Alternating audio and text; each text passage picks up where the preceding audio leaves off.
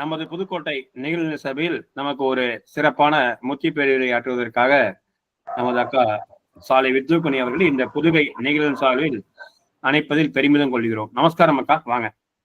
நமஸ்காரம்.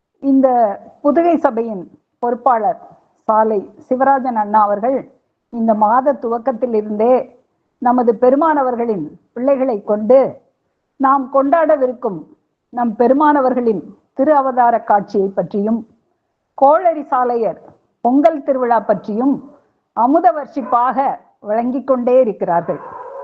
இன்று அந்த அரிய வாய்ப்பினை எனக்கு வழங்கிய ஜீவ சகோதரர் சாலை சிவராஜன் அண்ணா அவர்களுக்கு எனது அன்பான நன்றிகளையும் நமஸ்காரத்தையும் தெரிவித்துக் கொள்கிறேன்.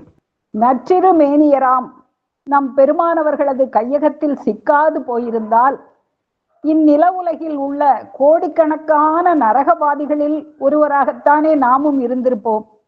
ஆனால் இன்று அப்படிக்கில்லாமல் இன்று அவர்களது கையகத்தில் சிக்கி அவர்களது வாய்மைக்கு இணங்கிய மாத்திரத்தில் யுகங்கோடி கால அழியாத நித்திய பூரண யவ்வன ஸ்வர்க்கலோக வாசியாக நாம் அனைவரும் மாற்ற பெற்றிருக்கிறோமே. அவர்களை பற்றி பேசாத நாளெல்லாம் பிறவாத நாளே என்கிறார்களே அப்பர் சுவாமிகள். அப்படியாக நம் பெருமானவர்கள் நமக்கு இனாமாக அளித்த நாட்களை பிறவாத நாட்களாக வீணாக்கி வாழ்நாளை வீணாளாக்கி விடாமல் அவர்களது அரிய செயலை எண்ணி எண்ணி பேசவும் கேட்கவும் தானே நாம் இங்கே குடியிருக்கிறோம். இந்த இனிய நேரத்தை நமக்கெல்லாம் இனாமாக தந்தருடைய நமது பெருமானவர்களது பொற்பாதம் போற்றி பணிந்து நமஸ்கரித்து நமது பெருமானவர்களது அவதார காட்சியினை பற்றி நாம் முதலில் காண்போம். அவதாரம் என்றால் என்ன? அவம் கூட்டல் தாரம். அவம் என்றால் இந்த தூலம். இந்த தூலத்தை தரித்தல் என்பதற்கு பெயர்தான் அவதாரம். அப்போ இந்த உலகத்துல கோடிக்கணக்கான மக்கள் இந்த தூலத்தை தரித்து இந்நில உலகத்திற்கு வந்து கொண்டே இருக்கிறார்களே, அதெல்லாம் அவதாரம் என்று ஆகிவிடுமா என்றால் அது அவதாரமாகாது. இந்த மக்களை தீநெறி நின்று மீட்பித்து நன்னெறி கண் புகுத்துவான் வேண்டி வந்து அவதாரம் செய்கிறார்களே பாரவான்கள், தீர்க்க தரிசியர்கள், பெரியோர்கள், ஞானிகள், யோகிகள், அவர்களுடைய அவதாரம் தான். அவர்கள் இந்த அவத்தை தரிப்பதுதான் அவதாரம் என்று அழைக்கப்பெறுகிறது. இந்த அவதாரத்தை பற்றி இந்த உலக மக்கள் நிறைய கட்டுக்கதை சொல்வார்கள். ஒரு ஆண் துணை இல்லாமலேயே திடுதிப்பென்று ஒரு பெண்ணின் வயிற்றில் ஒரு பெரியோர்கள் உதித்து விட்டார்கள் என்றும், ஒரு ஆணும் பெண்ணும் இல்லாமலேயே ஒரு துளசி செடியினிடமாக ஒரு தெய்வீக குழந்தை தோன்றிற்று என்றெல்லாம் சரடு விடுவார்கள். ஆனால் அவதாரம் என்பது ஒரு மாது கருவாசனம் மூலமாகத்தான் நிகழ வேண்டும் என்பது உலக நியதியாக இருக்கிறது. அப்படியாக இந்த உலக மக்களை தீநெறி நின்று மீட்பித்து நன்னறிக்கண் புகுத்துவான் வேண்டி எத்தனையோ பாரவான்கள் இந்த நில உலகிற்கு அவதரித்தார்கள். இந்த பெரும் பூமி பரப்பில் உள்ள பல தேசங்களிலும் பற்பலவாம் அந்தந்த காலங்களிலும் உலக மக்களை தீநெறி நின்று மீட்பித்து நன்னறிக்கண் புகுத்துவான் வேண்டி எத்தனையோ அவதார புருஷர்கள் அவதரித்தார்கள். அது போன்ற ஒரு அவதாரமா நம் பெருமானவர்களது அவதாரம் என்றால் அப்படியான அவதாரம் அல்ல என்கின்றார்கள் வடலூர் வள்ளற்பிரானவர்கள். இந்த பாரவான்களை எல்லாம் இந்த நில உலகிற்கு அனுப்பினார்களே, அந்த ஆதி மூல பிதாவின் அவதாரம் இந்த அவதாரம். அது வடலூர் வள்ளற்பிரானவர்கள் வார்த்தையில் நாம் காண்போம்.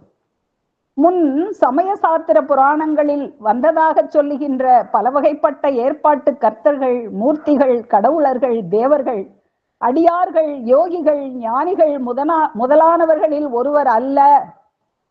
இப்படி சொல்லப்பெற்ற எல்லா மூர்த்திகளும், எல்லா தேவர்களும், எல்லா கடவுளரும், எல்லா தலைவர்களும், எல்லா யோகிகளும், எல்லா ஞானிகளும் தாங்கள் தங்கள் அனுபவங்களை குறித்து எதிர்பார்க்கின்றபடி எழுந்தருளுகின்ற தனித்தலைமை பெரும்பதி என்று அருள்கிறார்கள்.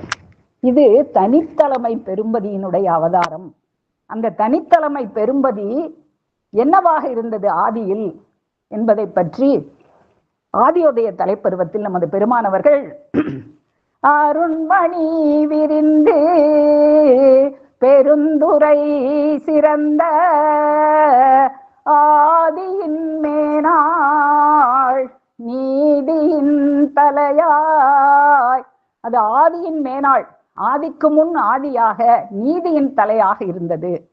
இருங்குண பழமை ஒருங்கது சமைந்து ஈடொன்றுமிலவாய் இருந்த அநாதி.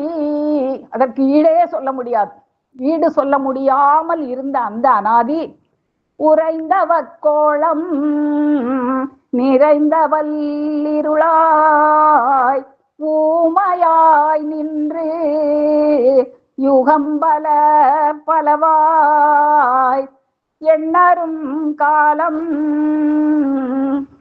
வண்ண கூடஸ்தமாய் ஏதுமில் யாதும் ஓதும் புராதனம்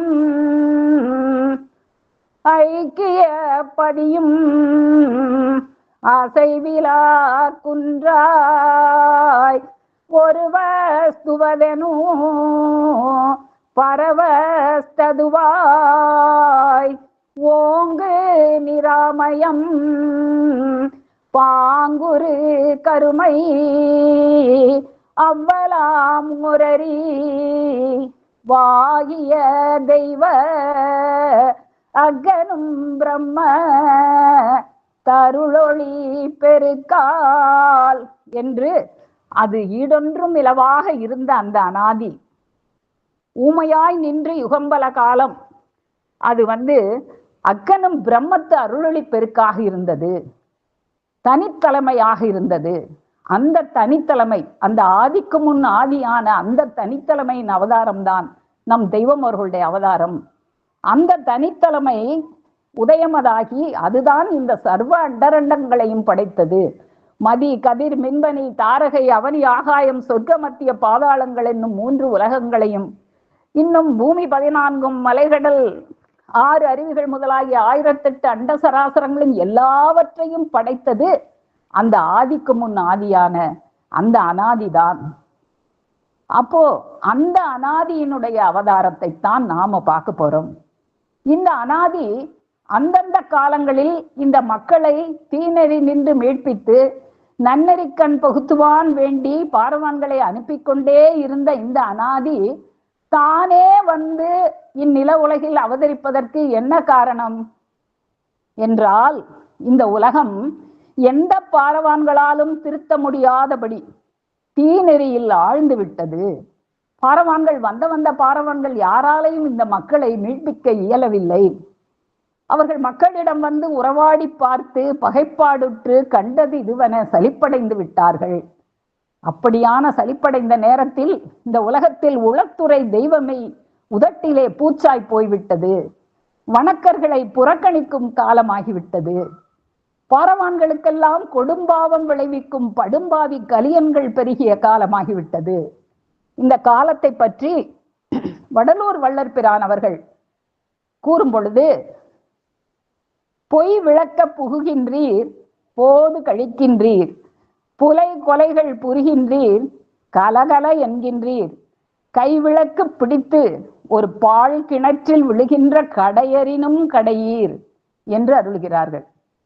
அப்போ கையை விளக்க பிடிச்சுக்கிட்டே கண்ணு தெரியாத குருடை மாதிரி கிணத்துல போய் விழுகிற கடையறினும் கடையர் வாழ்கின்ற காலம் அப்படியான காலமாக இருந்தது என்று நம்முடைய பெருமானவர்கள் முன்னால் இந்த பாடலை அவர்களுடைய பிள்ளைகள் பாடி காட்டும் பொழுது நம் பெருமானவர்கள் என்ன உத்தரவிட்டு அருளினார்கள் என்றால், அது அவர்கள் காலத்தில் அப்படி இருந்திருக்கலாம். அவர்கள் கைவிளக்கு பிடித்து என்று சொன்னதனால் அது இரவு நேரம் என்று தெரிகிறது. அவர்கள் காலத்தில் மக்கள் அப்படி இருந்திருக்கலாம். இரவில் கைவிளக்கை பிடித்து கொண்டு போய் பால் கிணற்றில் விழுந்திருக்கலாம். ஆனால் இப்போது நமது பெருமானவர்கள் அவதரித்த இந்த காலத்தில் பட்ட பகலில் நல்ல உச்சி நேரத்தில் தங்களுக்கு முன்னே போகிறவர்கள் கண்களை நன்றாக விழித்து கொண்டபடியே போய் பால் கிணற்றில் விழுந்து சாகிறதை பார்த்தும் அந்த பாதையை விட்டு விலகி ஒதுங்காமல் தாங்களும் போய் அதில் விழுந்து சாகின்றதையே நாம் பார்க்கிறோம். இப்படிப்பட்ட காலத்தில் நம்மளுடைய பெருமானவர்கள் அவதாரம் செய்தார்கள். அப்போ இப்படியான கேடுகெட்ட காலத்தில் இந்த பாரவான்களாலும் இந்த ஞானியர்களாலும் இந்த மூர்த்தியர்களாலும் இந்த யோகிகளாலும் இந்த மக்களை திருத்த இயலவில்லை. அப்போ யாரு அந்த எல்லாவற்றையும் படைச்சதே, ஒரு தனித்தலைமை உதயமதாகி மதி கதிர் மின்பனி தாரகை எல்லாவற்றையும் படைத்ததே அந்த சாமியே அவதரித்தால்தான் இந்த மக்களை திருத்த முடியும். அதனாலே பூமியின் பாரம் தீர்க்க புது புது நாமம் பூண்டு நேமியர் மேனாள் எல்லாம் நிலத்தினில் உற்றதேபோன் தாம் இந்த கலியை மாற்றி தனியுகம் படைக்க வென்று சாமியோ வந்தார் என்று சாற்றுவேன் உங்கள் கம்மே. அப்போ சாமியே வந்தாதான், இந்த எல்லா அண்ட சராசரங்களையும் படைத்த அந்த சாமியே வந்தால்தான் இந்த மக்களை இந்த தீநெறியிலிருந்து மீட்பிக்க முடியும் என்று அந்த சாமியே அவதரித்தது.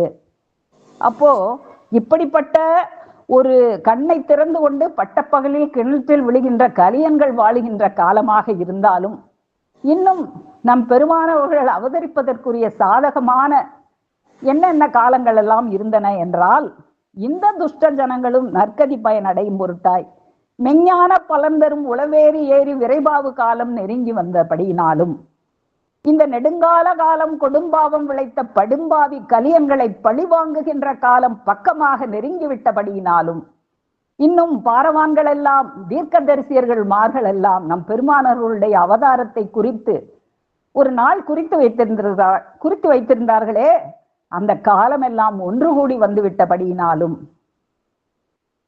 அவர்களுடைய அவதாரம் நிகழ்ந்தது. அது மட்டுமல்ல, இன்னொரு முக்கியமான காரணம், இந்த கலியிருள் வலியால் இந்த மதங்கள் எல்லாம் சிதைவுண்டு போய் கிடந்தன. முன் சென்ற காலங்களில் ஆங்காங்கு பாஷைகளில் எத்தனையோ மதங்கள் வந்தன. வலிமையுடன் வெயிலொளி விரித்து பிரகாச கதிரிலங்க நின்றன. வேதம் என்பது சூரியன், அதனுடைய கிரணங்கள் இந்த மதங்கள். வேதமும் ஒன்றாகத்தான் இருக்க முடியும். ஆனால் அந்த கிரணங்கள், சூரியனுடைய கிரணங்கள் எத்தனையோ ஆயிரங்களாக இருக்கலாமே, அப்படியாக எத்தனையோ மதங்கள் வந்தன. இந்த மதங்கள் எல்லாம் வெயில் ஒளி விரித்து பிரகாச கதிரிலங்க நின்றன. அந்த நேரத்தில் இந்த கலியன் தன்னுடைய இருளை பரப்பி அந்த பிரகாசத்தை மறைத்தான்.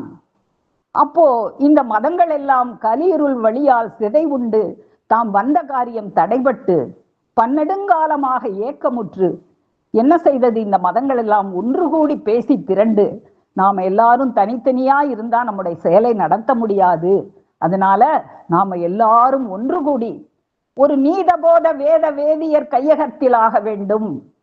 அப்போதான் அவர்களுடைய அந்த வலிமையால் நம்முடைய செயல் திரும்பவும் பொலிவுற்று ஒரு திறன் வலுவேறி சீறி கூரேறும் என்று இந்த மதங்கள் எல்லாம் முடிவு செய்தபடியினால், அப்படி அந்த காலம் இந்த மதங்கள் எல்லாம் பேசி முடிவு செய்த அந்த காலமும் நெருங்கி வந்து விட்டபடியினாலும் இந்த ஆதி ஆகின்ற தீ, இந்த சர்வமும் தானே ஆகி சர்வத்தையும் ஆக்குகின்ற அந்த தீயானது மகதி மகா தீயாக சர்வ வேத மூல மந்திரங்களையும் சர்வ வேத பீஜங்களாகிய மூல மந்திரங்களையும் கை கொண்டு அந்த ஆதிக்கு முன் ஆதியான அந்த அனாதியே வந்து அவதாரம் செய்தது.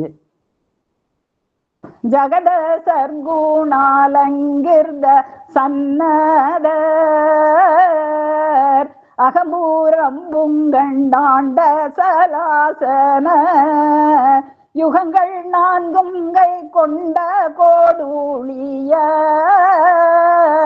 யுகங்கள் நான்கும் கை கொண்ட கொடுழிய மகதி ஆண்டவர் வந்தவதாரமே. இப்படியாக அந்த மகதி, அந்த மகாதி அவதாரம் செய்தது. அப்படி அவதாரம் செய்யும் போது அந்த மகாதி தன் கையில் என்ன கொண்டு வந்தது என்றால், இந்த எல்லா மதங்களும் ஒன்று கூடி பேசி திரண்டனவே, அந்த எல்லா மதங்களாலும் முடிய பெற்ற ஒரு அகமிய பெரிய வலையை, மந்திர சிந்தை வாக்கான் செந்தமிழ் வலை கொண்டு வந்தார்கள். அந்த வலை அகமிய பெரிய வலை. அது எவ்வளவு பெரிய வலை என்றால், இந்த விரிந்த கடலாளினிடத்துள்ள ஜலம்வாழ் ஜந்துக்கள் அவ்வளவையும் திரட்டி வாருவதற்கென்றால் எவ்வளவு பெரிய வலை வேண்டும். அவ்வளவு பெரிய ஒரு பெரிய வலையை எடுத்துக்கொண்டு, ஏன் இந்த பிறவிக்கடல் என்கின்ற கரை காணா இருட்கடலில் மயங்கி அலைந்து உழல்கின்ற இந்த மக்கள் அனைவரையும் திரட்டி வாரி எடுப்பதற்கென்று ஒரு செந்தமிழ் வலை, ஒரு அகமிய பெரிய வலை, அந்த வலையை எடுத்துக்கொண்டு அவர்கள் இந்த கரை காணா இருட்கடலில் மயங்கி தவிக்கின்ற மக்களை கரை சேர்க்கும் ஒரு கப்பலாக, அரிய மரக்கலமாக வந்தார்கள். அவர்களுடைய அவதாரம் எப்படி இருந்தது என்றால், சீரோருரையும் சிவபுர திருவள நாடு திரண்டுருவெடுத்து திருவிளைவு ஆடல் புகுந்து உலகம் முழுதும் மறுவ வருவன போன்னும் வரத புராதன குருமணி எல்லாம் நிறைதவளோங்கும் பொன்னுடம்பெடுத்து மண்பாரம் அகற்ற வருவன போன்னும் வேத போத நீத மந்திரங்கள் வேறு வேறனைத்தும் ஓருருவாகி உடம்பெடுத்து வெளியே கிளம்ப நெருங்கி வந்து நின்றன போன்னும் ஊழி ஊழி காலங்களாக பேராளி கடலாளினிடத்தே படிந்து முதிர் விளைவு கொண்டெழுந்து குப்புற அரைபிறை வடிவமான சிப்பீனிட கருவறை விட்டு வெளியாகி நித்திலமானது இவ்வுலகினிற்கு தாம் ஒரே முத்தன வெயிலொளி விரித்து பிரகாச கதிரிலங்க நின்றன போன்னும். அப்படி ஊழி ஊழி காலங்களாக அது சிப்பீனில் கருவறையில் இருந்து அது விளைவேற பெற்ற ஒரு நித்திலமாக ஒளி வீசிக்கொண்டு அந்த முத்தானது இந்த உலகிற்கு வெயிலொளி விரித்து பிரகாச கதிரிலங்குவதற்காக வந்தது. அந்த அவதாரத்தை தான் மந்திரகரணோதய சுத்தாவியர்கள் எல்லாம் எதிர்பார்த்து நின்றார்கள். அந்த அவதாரம் யாருக்காக நிகழ்ந்தது? நம் எல்லோருக்காகவும், சதுகங்கோடி கால மக்களிடத்திலும் உள்ள சர்வ மூல மந்திர நிரூபிக மகான்யராகிய யோவான் எங்களுக்கெனவே எங்கள் எல்லோருடைய தலையிலும் விதிக்க பெற்றிருந்து இந்நாள் எழுந்து வந்தார்கள். அப்படி எழுந்து வரும்போது அவர்கள் தங்கள் தாய் தந்தையராக தேர்ந்தெடுத்த அந்த பெரியவர்கள் யார் அப்படின்னா, விரியும் பண்ணை தோளில் சமூசாரிய நெறியிலங்கு ஜமால் குல நீதரே பெரிய தாயன்னை தந்தை ஜமாலுசே பெரிய தாயன்னை தந்தை ஜமாலுசே அரிய சூழ் தங்கி ஏதனி மாமூதல். அப்போ அது யாருடைய சூழில் தங்கி வந்தது? அந்த ஆதிக்கு முன் ஆதியான அந்த அனாதி இந்த பெரிய தாயன்னை, அந்த ஜமாலுசேன் என்ற தந்தை, இவர்களுடைய அந்த அரிய சூழில் தங்கி எப்படியாக அவதரித்தது? இந்த கலியன் என்ற இருளை விரட்டி ஓட்டுகின்ற ஒரு இளம் சூரியன் என இருட்குலம் கடியும் இளம் சூரியன் என மரகத மணிமலை வந்து நின்றனவே அறம்பளர் சூழ்வி தகன்றுமே வெளியாய் வையக குருமணி வந்து பிறந்தார்.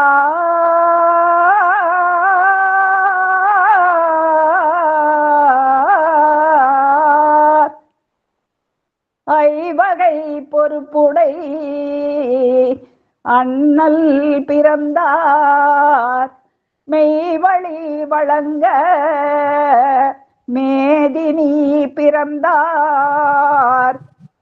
பிறந்தனர் அறிவு பிழம்பெனு கிரணரு பிறந்தனர் வித்து நாயகம் பிறந்தார்.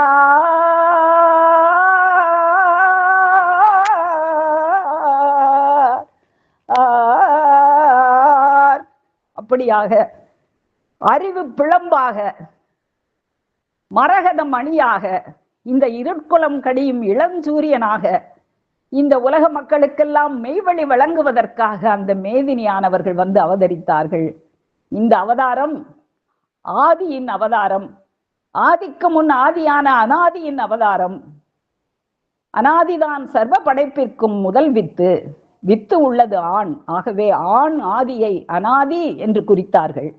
அந்த அனாதி தூலம் எடுத்து ஆதியான அந்த அனாதி குருமார்களுக்கெல்லாம் அரசாக கோதில் உற்பவ உற்பன தாயை குருமுடிப்பாக. இதுக்கு முன்னால குருமார்கள் எத்தனையோ அனுப்பி கொண்டே இருந்ததே, அந்த குருமார்கள் எல்லாம் முடிந்த ஒரு முடியாக, எப்படி எல்லா மதங்களும் முடிய பெற்ற ஒரு அகமிய வலையாக, ஒரு செந்தமிழ் வலையாக வந்தார்களோ அதுபோல எல்லா குருமார்களும் முடிய பெற்ற ஒரு முடியாக காண்மூளை ஆதிக்கு முன் ஆதியாம் மான்மியம் ஓதி வரும். தெய்வம் அவர்கள் தூல திருமேனியோட இருக்கும்போது இந்த பாடலை பாடுக்கும் போது ஆதி யாம் என்று அவர்களை நோக்கி கையை காட்டுவார்களாம். ஆதி யாம் மான்மியம் ஓதி வரும். அப்படி ஆதியாகி அவர்கள் ஓதி வந்த அந்த மான்மியத்தில் கோதில் உற்பவ உற்பனர் தாய் கூறு மூடிப்பு. கோதில் உற்பவ உற்ப நத்தாய் கூறு மூடிப்பு மாது கருவாசனம் வந்தவதர முதல். அது மாது கருவாசனம் வந்தது எது? சர்வ அண்டரண்டங்களையும் படைத்த அந்த கோது இல்லாத உற்பவ உற்பன தாயே ஒரு மாது கருவாசனத்தில் வந்து அவதாரம் செய்தது. பொதுவாக இந்த உலகத்தில் கருவை சுமப்பவளுக்கு பெயர்தான் தாய். ஆனால் இங்கே கருவுக்குள் இருந்த அந்த கருவே தாயாக இருந்தது. சர்வ அண்டரண்ட சராசரங்களுக்கும் தாயாக இருந்தது. மாது கருவாசனத்தில் சுமப்பதற்கு பாக்கியம் பெற்ற அந்த தாய் தந்தையரவர்கள் எப்படி சீராட்டி பாராட்டி வளர்த்தார்களோ, நாம் அந்த அவர்களுக்கு மட்டும் அந்த பெருமானவர்கள் கிடைக்கவில்லை, நமக்கும் அவர்கள் கிடைத்தார்கள். அந்த அரிய மாமுதல் அவர்களாவது நேர்த்திக்கடன் இருந்தார்கள், அவர்களுக்கு கிடைத்தது. நாம் எந்த நேர்த்திக்கடனும் இருக்கவில்லை, ஆனால் நமக்கும் அது கிட்டியதே. அதனால அவங்களோட சேர்ந்து நாமும் அவர்களை சீராட்டி பாராட்டி வளர்ப்போம். ராரோ ராரோ அரறிவு நேரே பேரூர் பிறந்த பசும் பொன்னேனி கண்வளராய் கண்ணே என் கண்மணியே கல்பு கனிரசமே என்னதவம் செய்தேனோ இங்கு வந்து நீ பிறந்தாய். நெய் விளக்கு ஏற்றி நெந்து தவம் இருந்தேன் வையகத்தில் என் வயிற்றில் வந்து பிறந்த கண்ணே. காலமெல்லாம் இருந்த கலிதீர்க்க வந்த எந்தன் ஏல பசுமேனி என் மகனே கண்வளராய் என்று நாமும் அந்த பெரிய தாய் அன்னையோடு சேர்ந்து அவர்களை நம் உள்ளத்திலே நாங்கள் என்ன தவமும் செய்யவில்லை, எங்களுக்கு நீங்கள் வந்து கிடைத்தீர்களே, எங்கள் உள்ளத்திலே நீங்கள் நாளும் நாளும் வளர்ந்து கொண்டே இருக்க வேண்டும் என்று அவர்களை நோக்கி பிரார்த்தனை செய்வோம். அவர்களால் ஆளாக்கப்பட்ட அவங்கன்னா நம்மளை வந்து உத்தியோகவனத்தில் நித்திய சூரியர்களாக உருவாக்கி இருக்கிறார்கள். நித்திய சூரியர்களை உத்தியோகவன துண்டாக்கி நீதி திருமணமும் ஓதும் ஒரே குலமும் என்று நம்மளையெல்லாம் நித்திய சூரியர்களாக ஒரே குல மக்களாக உருவாக்கி வைத்திருக்கிறார்கள். இன்று நாம் அந்த ஒரே குல மக்களாக நின்று நம் தெய்வம் அவர்கள் நமக்கு அமைத்து கொடுத்த அந்த பொங்கல் விழாவை நாம் எப்படி கொண்டாட போகிறோம்? இதுவரையும் நாம் அந்த ஆதிக்கு முன் ஆதியான அந்த மகா ஆதியான அந்த மகதி அவர்களின் அவதாரத்தை பற்றி பார்த்தோம். இப்போ ஒரே குல மக்களாக நின்று நாம் கொண்டாடவிருக்கும் அந்த பொங்கல் திருநாளை பற்றி நாம் இப்போ பார்ப்போம். நம்மையெல்லாம் மெஞ்ஞான நெடும்பாதையில் கூட்டிச் செல்வது ஒன்றுதான். அப்படி கூட்டிச் செல்லுகையில் அவர்களது மக்கள் இந்த திருவிழா நிகழ்வுகள் வேண்டும் என்று விரும்பி கேட்கும் போது அவர்களுக்கு இணங்குவது போல இணங்கி, அது வெறும் ஆட்ட பாட்டம் கொண்டாட்டமாக இல்லாமல் எப்படியெல்லாம் அதன் மூலமாக நமக்கு என்னென்னவெல்லாம் கற்பிக்கலாம் என்ற சிந்தையராகவே இருப்பார்கள். நமக்கு இணங்குவது போல காட்டினாலும் அவர்களது அந்த திட்டவட்டமான தெய்வயுக நீதி பாதையை விட்டு கிஞ்சித்து கூட அவர்கள் மாறவே மாட்டார்கள். அவர்கள் சிந்தை திட சிந்தையாக இருக்கும். எங்கள் மங்காதவர் தங்க மாமலை சிங்கமொத்த திடத்தமை சிந்தையர் வெங்கலத்தை ஒத்த இரு தாழின வெங்கலத்தை ஒத்த இரு தாழின திங்கள் மாமுக செல்வனன் நாயகம். நம்முடைய செல்வனன் நாயகம் அவர்கள் தங்க மாமலை. என்ன தங்கம்? இந்த உலோக தங்கமா? இந்த உலோக தங்கம் மலைமலையாக குவிந்து கிடந்தாலும் என்ன பிரயோஜனம்? அது அந்த உலோக தங்கம் அல்ல, அது தவத்தங்க மாமலை, தவம் தங்கிய மாமலை. என்ன தவம்? என்றுமே மங்காத தவம் தங்கிய மாமலை. அவர்களது தவம் முன்வந்த செம்மல்கள் எல்லாம் செய்த தவம் போன்றது அல்ல. முன்வந்த செம்மல்கள் முத்தொழிலுக்கு அரசர்கள் ஆனதும் போதும் என்று நின்று விடுவார்கள். ஆனால் நாம் அப்படி அல்ல. இன்னும் நாள்தோறும் கூலிக்கு போவது போல் சென்று தவத்தில் ஏறி வருகிறோம். இம்மாதிரி நெடுங்காலம் தவம் செய்தவர்கள் ஒருவரும் இல்லை என்று நம்முடைய தெய்வம் அவர்கள் அருள் செய்திருக்கிறார்கள். எனவே அவர்கள் மங்காத தவம் தங்குகின்ற மாமலை. இந்த தவம் மேம்பாட்டினால் அவர்களுடைய சிந்தையானது திடம் கொண்டது. என்ன திடம் கொண்டது? அவர்களது சிந்தை கைக்கு கிடைத்த தலைகளையெல்லாம் வாரி சேர்த்து எல்லோருக்கும் இந்த மெய்மை ஜீவரட்சிப்பு பரிசை எளிதாக வழங்க வேண்டும் என்று அவர்கள் சிந்தை திடம் கொண்டது. எல்லோர்க்கும் சொல்ல என்றன் இச்சை மதி குதிக்க இச்சை குதி குதிப்போர் கெய்தும் சமதானி. எல்லோருக்கும் சொல்லணும். இந்த உலக மக்கள் ஒருத்தரை கூட விட்டுறக்கூடாதுன்னு அவங்களுடைய இச்சை மதி குதி குதிக்கிறதா. அப்போ அதே போல மெய் வேண்டும் என்று இச்சை குதி குதிப்போர்களுக்கெல்லாம் இந்த மெய்யானது கட்டாயமாக கிட்டும். இப்படியான திடத்தமை சிந்தையில் அவர்கள் இருக்கும்போது நாம என்ன செய்யறோம்? அவங்கள இப்படி திருவிழா கொண்டாடணும், அப்படி திருவிழா கொண்டாடணும்னு அவங்கள நம்ம நோக்கத்துக்கு இழுத்து கொண்டு வருகிறோம். அவர்களது நோக்குக்கு செல்லாமல் அந்த மாதிரி திருவிழாக்கள் வேண்டும் என்று நாம் அவர்களை நம் பக்கம் இழுத்தால் அதற்கும் அந்த பெரிய தாய் அன்னை அவர்கள் அந்த தாய் உள்ளம் அதற்கும் இணங்கி விடுகிறது. நமக்கெல்லாம் தெரியும், முதலாக கார்த்திகை திருவிழா என்பதை மெய்வழி மங்களா அக்கா, மங்களா ஆனந்தகி அக்கா அவர்கள்தான் முதலில் துவங்கி வைத்தார்கள். அதே போல இந்த பொங்கல் திருவிழா என்பதையும் தெய்வம் அவர்கள் பழஞ்சாலையில் இருக்கும்போது மெய்வழி ராஜனந்தர் அண்ணா அவர்கள் குடும்பத்தினர் தான் இதை தொடங்கி வைத்தார்கள் என்றெல்லாம் நாம பெரியோர்கள் சொல்ல கேட்டிருக்கிறோம். இப்படியாக தம் மக்கள் விரும்பும் போது அதற்கும் அவர்கள் இணங்கி அந்த திருவிழாக்களை எப்படியெல்லாம் அமைத்து அது வெறும் ஆட்டப்பாட்ட கொண்டாட்டமாக இல்லாமல் அதன் மூலம் இந்த மக்களுக்கு எப்படி மெய்யறிவு புகட்டுவது என்றே அவர்கள் சிந்தித்துக் கொண்டிருப்பார்கள். இந்த புறச்செயல்கள் வாயிலாக நமக்கு அகமிய விளக்கங்களை அருளி செய்து இந்த உலகில் வேற எங்கும் காண முடியாத அரிய திருநாளாக அந்த திருநாட்களை, அந்த திருவிழாக்களை நமக்கு அமைத்து கொடுத்து விடுவார்கள். அப்படியாகத்தான் கார்த்திகை திருவிழாவை இந்த உலகத்துல எங்குமே கண்டதில்லையே, இது போல் ஒரு கார்த்திகை என்ற ஒரு பாடலை நமக்கு அமைத்து கொடுத்தார்கள். வருதிதோர் கார்த்திகையே அம்மம்மா வருதிதோர் கார்த்திகையே எங்கும் சிறிதும் கண்டதில்லையே இது போலொரு வருதிதோர் கார்த்திகையே. எங்கேயுமே காண முடியாத ஒரு திருவிழாவாக ஆக்கி என்ன நமக்கு ஞானத்தை எப்படி புகட்டினார்கள்?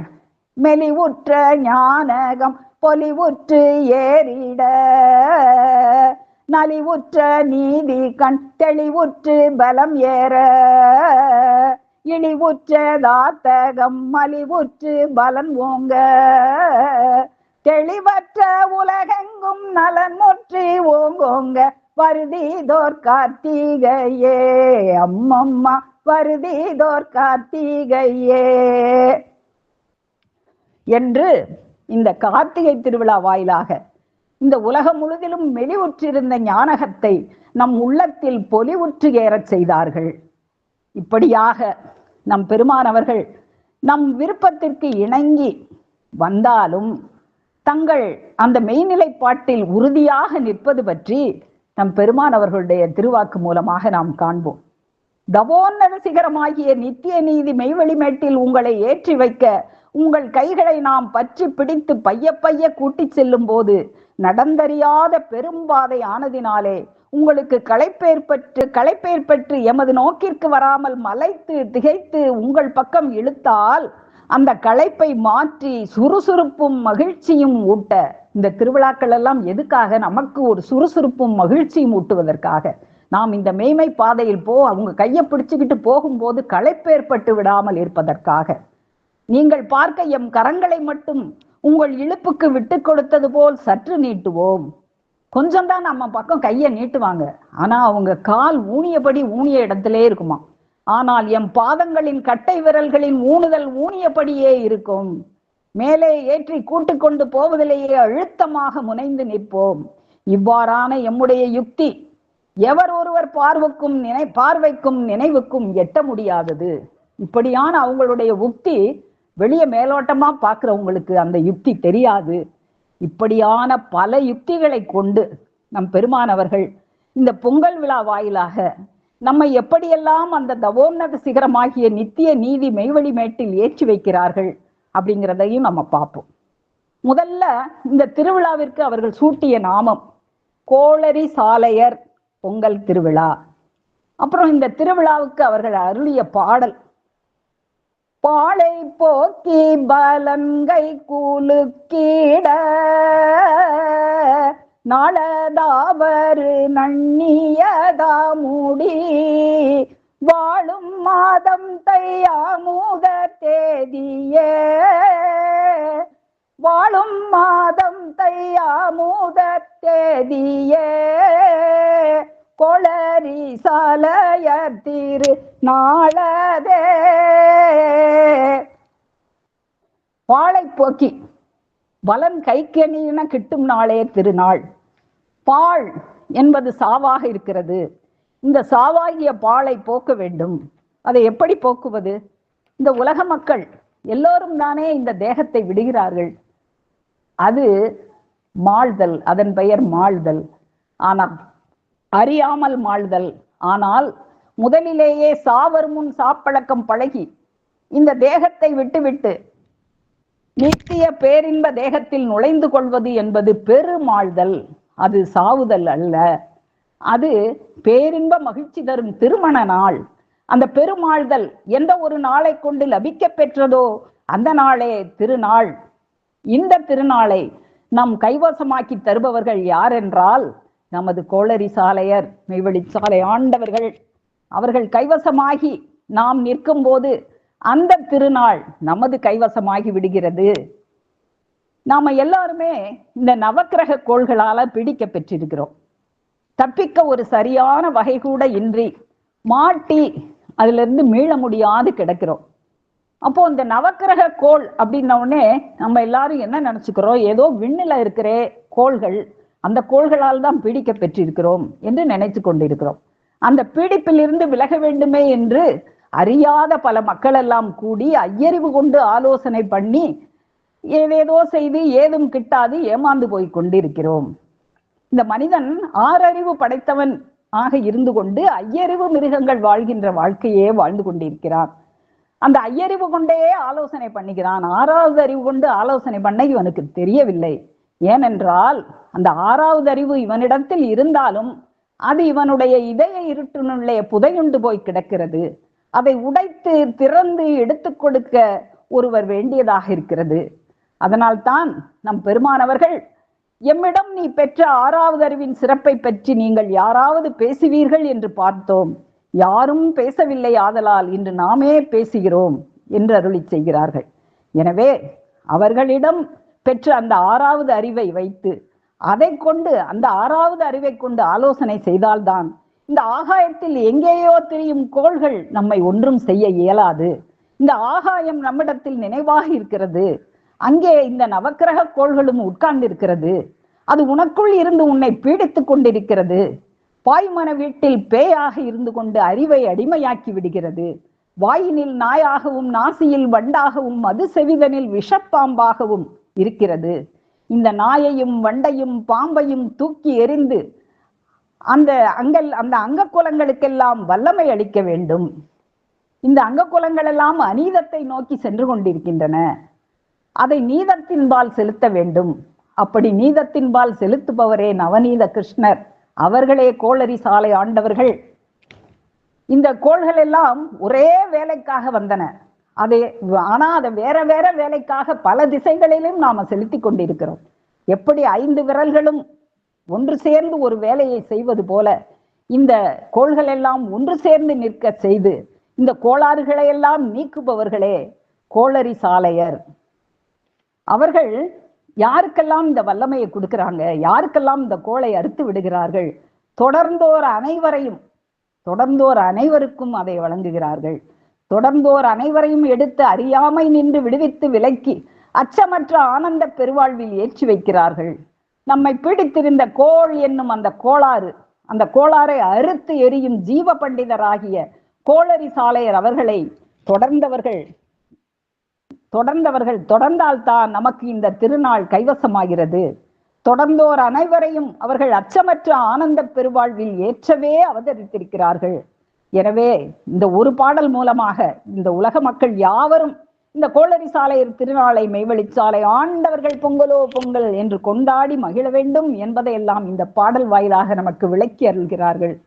அப்புறம் இந்த பொங்கல் அன்று ஆலயம் சுற்றிலும் அடிப்பிட்டு மங்கையர்களும் மாமணவாளர்களும் பெண்டு பிள்ளைகளுமாக கூடி நின்று சாலை ஜீவத்தண்ணீரை உலையிலிட்டு பொங்கல் பொங்கச் செய்து அந்த தித்திப்பான பொங்கலை நம்மையெல்லாம் அருந்தச் செய்து, இந்த பொங்கல் உனக்கு இனிக்கிறதல்லவா, இந்த தித்திப்பு சுவைத்து கொஞ்ச நேரத்தில் மறைந்து போகும். ஆனால் என்றுமே உன்னை விட்டு நீங்காத ஒரு தித்திப்பு, என்றென்றைக்கும் உன்னை மகிழ்ச்சியில் தங்க வைக்கிற ஒரு பொங்கல் இருக்கிறது.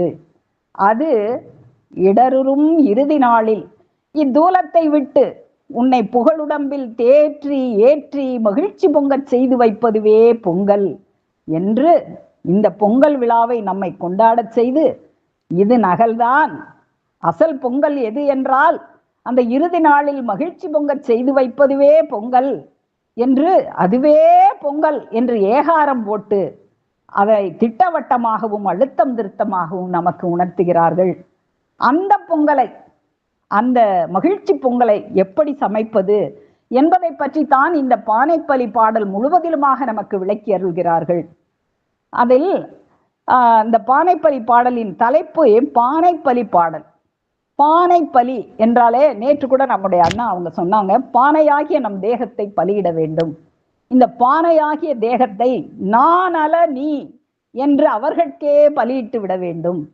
மாலை பானைப்பலி என்றவுடன் நாம எல்லாரும் என்ன நினைச்சுக்கிறோம், மாலை, நாம முந்தியெல்லாம் மாலை நேரத்தில் பொங்கல் கொண்டாடணும், அப்போ தெய்வம் அவர்கள் மாலை பானைப்பலி என்ற பாடலை ஏற்றி வச்சிருப்பாங்க. ஆனா இந்த மாலை பானைப்பலிங்கிறது சில ஆண்டுகள் கழித்து அது காலை பொங்கலாக மாறின பிறகும் அதுக்கு மாலை பானைப்பலி என்றுதான் திருமுகத்தில் தெய்வம் அவர்கள் கொடுத்தாங்க. இந்த மாலை நேர பொங்கல் காலை நேர பொங்கலாக ஆன பிறகும் அதன் பேர் மாறவில்லையே, மாலை பானைப்பலி பொங்கல். அப்போ இந்த மாலை என்பது மாலை நேரத்தை குறிக்கவில்லை.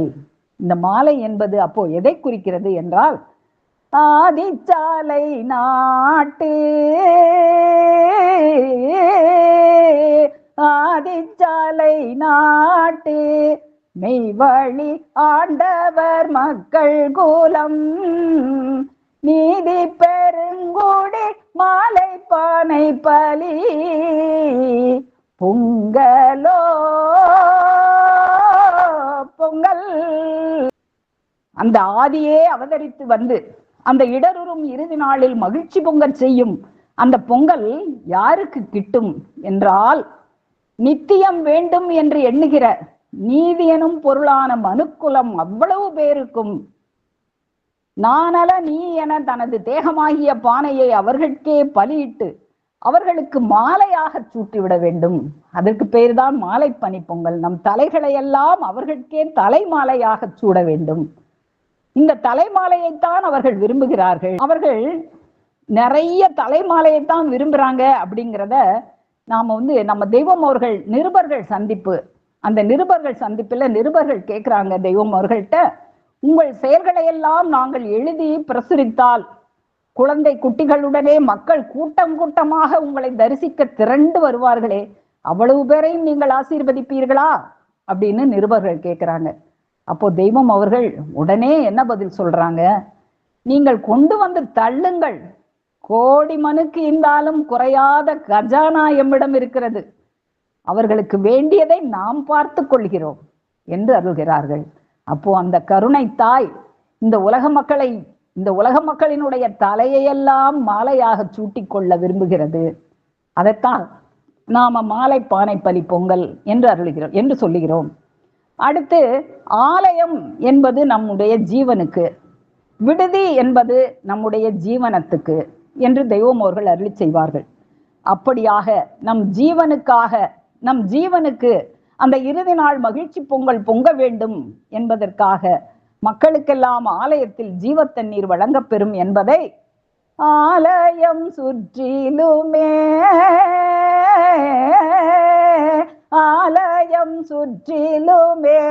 அடுப்பிட்டு கோலமாம் பானையிலே சாலை ஜீவ தண்ணீர் வேண்டி உலையிட்ட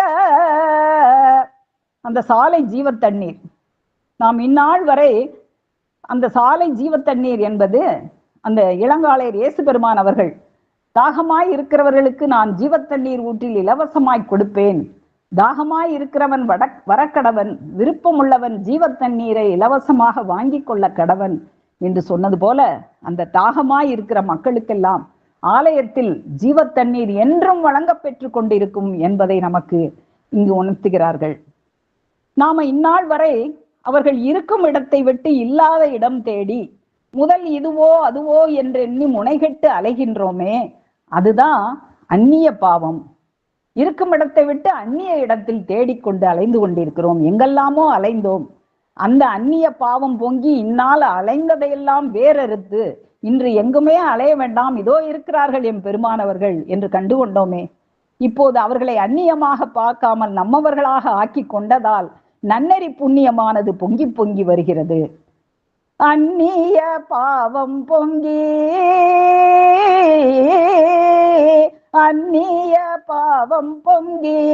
இந்நாள் அலைந்ததை வேறறுத்து, அப்போ இவ்வளவு நாள் அலைஞ்சதெல்லாம் வேறறுத்து நீ எங்கேயும் அலைய வேண்டாம் மகனே, இங்க வா அப்படின்னு சொல்லி நமக்கு நன்னறி புண்ணியம் பொங்க செய்தார்களே. முக்கூறு கத்தி கொண்டு மக்கள் பானை பலி செய்தார்கள். அந்த முக்கூறு கத்தி என்பது என்ன? தங்கள் உடல் பொருள் ஆவி என்னும் அந்த முப்பேறு பாட்டு கூட்டுறவின் நாக்கூறுக்குள் உளவேறுகோள் ஏறு வருவனவாகிய உயிர்களிப்பின் வாய்மை துளங்கும் அழகொளிர் ஒளிப்பிளம்பாகிய முக்கூறு கத்தி. அந்த முக்கூறு கத்தி கொண்டு அவர்கள் தன்னை அந்த மக்கள் பானை பலி செய்தார்கள். மக்கள் பானை பலி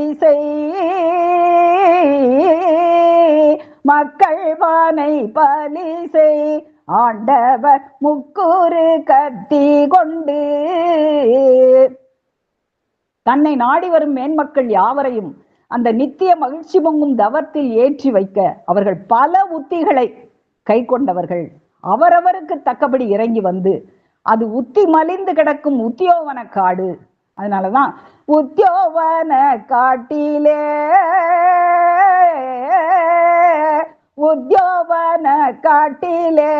மேமக்கள் நித்தியதவ தேரும் சத்தினி முன்பாக புத்தமர் தங்குல பொங்கலோ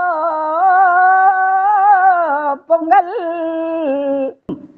அந்த உத்தியோகர காடு இப்படியெல்லாம் நடக்கும் என்று தீர்க்கதரிசிமார்கள் தீர்க்க தரிசனம் எழுதி வைத்திருந்தார்களே, அந்த தீர்க்க தரிசனம் எல்லாம் செயலாக நடைபெறும் காடு.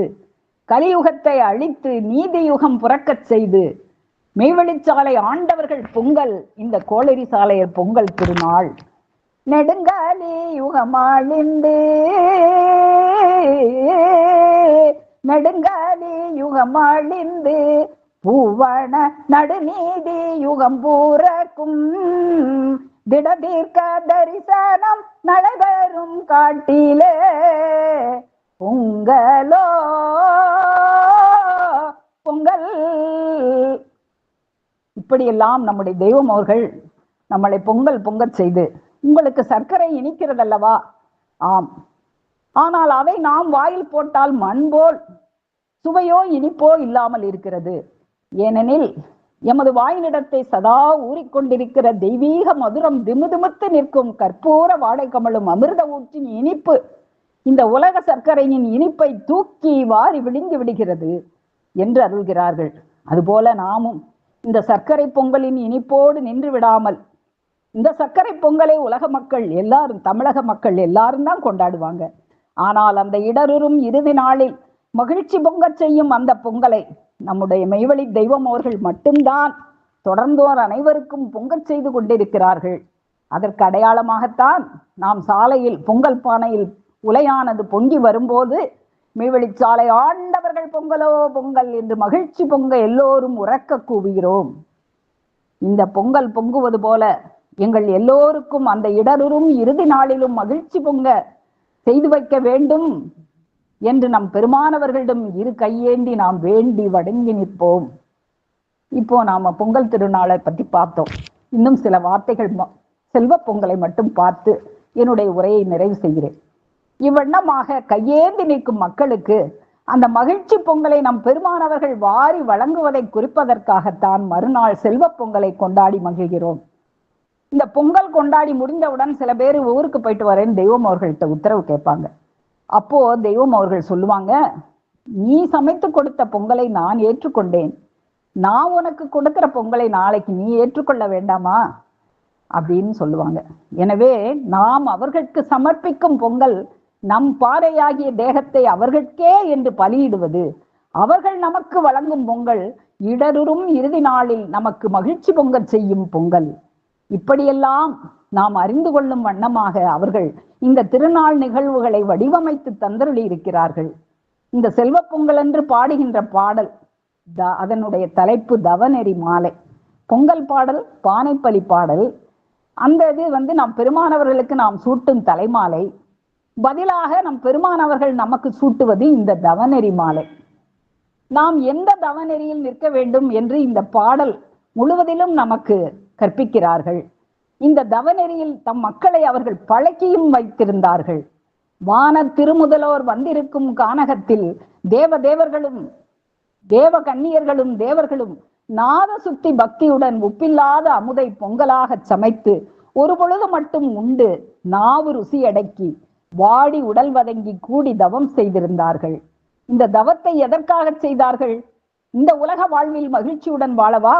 அல்ல, வரும் காலமெல்லாம் அழியாத வாழ்வினுக்கு, என்றும் அழியா அந்த நித்திய வாழ்வினுக்கான பெரிய வரம் வாங்கவே இந்த தவத்தை பிடிக்கச் செய்தார்கள்.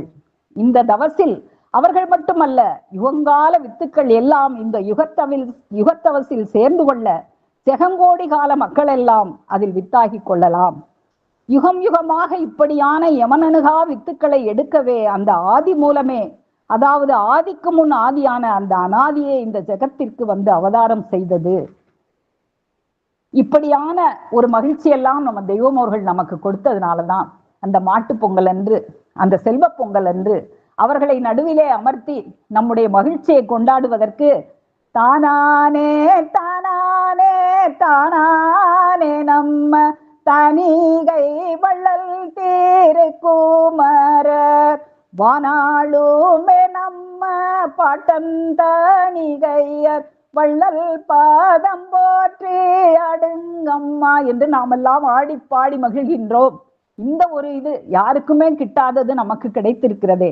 அந்த ஆதிக்கு முன் ஆதியான அந்த அனாதி, அந்த இருட்குளம் கடியும் இளஞ்சூரியன் என வந்த அந்த ஆதி, இருங்குணப் பழமை ஒருங்கது சமைந்த அந்த ஆதி, எண்ணரும் காலம் வண்ண கூடஸ்தமாய் இருந்தது அந்த பிரம்மம். அந்த பிரம்மத்தை நாம தேடி போகல, அதுவாக நம்மை நாடி வந்தது. நம்மை நாடி வந்த அந்த கூடஸ்த பிரம்மத்தை நம் கூண்டில் நன்றாய் அடைத்துக் கொள்ள வேண்டும். கூடஸ்த பிரம்ம கூவேராம் செங்கோடி கோடி கடந்தைஸ்வரியரடி நாடி வந்து விட்டார் நம் தீரு கூண்டினில் நன்றாய் அடைத்திட்டடியும் அம்மா. அவர்களை நன்றாக நம் கூட்டினிலே அடைத்துக் கொள்வோம். இந்த கூடஸ்த பிரம்மத்தை நம் உள்ள கூண்டில் நன்றாக அடைத்து வைத்து ஒரு சிறிதும் அவர்களை ஏமாந்து விட்டிடாது கெட்டியாக பிடித்து அவர்கள் காட்டிய வழியில் பொங்கல் விழாவினை கொண்டாடி மகிழ்வோம். இடரும் இறுதி நாள் பொங்கலையும் எங்கள் எல்லோருக்கும் வழங்க வேண்டும் என்று இரு கையேந்தி அவர்களிடம் நாளும் ஒவ்வொரு பொழுதும் வேண்டி தொழுது நிற்போம் என்று கூறி என் முத்திப்பேருரை மேலும் மேலும் முழங்கும் என்று கூறி உங்களிடமிருந்து விடைபெறுகிறேன். நமஸ்காரம்.